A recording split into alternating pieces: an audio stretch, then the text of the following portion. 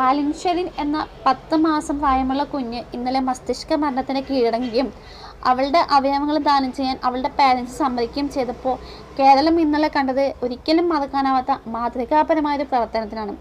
സത്യം പറഞ്ഞാൽ ഒരുപാട് സന്തോഷമാണെങ്കിൽ ഒരുപാട് സങ്കടമാണ്. ഒരുപാട് സന്തോഷം എന്താണെന്ന് വെച്ച് കഴിഞ്ഞാൽ ഒരുപാട് കുഞ്ഞുങ്ങളെ ജീവിതത്തിലേക്ക് തിരിച്ചു വരാനും ഒരുപാട് രക്ഷിതാക്കളുടെ സ്വപ്നങ്ങൾ വീണ്ടും പൂവണിയുകയാണ്. 6 മാസം പ്രായം തൊട്ട് അങ്ങോട്ടുള്ള കുഞ്ഞുങ്ങൾ വീണ്ടും ജീവിതത്തിലേക്ക് തിരിച്ചു വരുന്നു എന്നാണ് ഒരുപാട് സന്തോഷം. ദീർഘായുസ് നൽകട്ടെ അവർക്കൊക്കെ.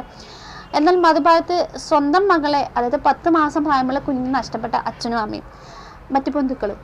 പക്ഷേ അത്രയും ദുഃഖത്തിലിരിക്കുമ്പോഴും അവർ ചിന്തിച്ചത് തങ്ങളുടെ കുഞ്ഞിൻ്റെ കണ്ണും കരളും മനസ്സും ഒക്കെ മറ്റുള്ള കുഞ്ഞുങ്ങൾക്ക് ജീവനാവുക, അതാണ് ഏറ്റവും വലിയ കാര്യം എന്നുള്ളത് തന്നെയാണ്.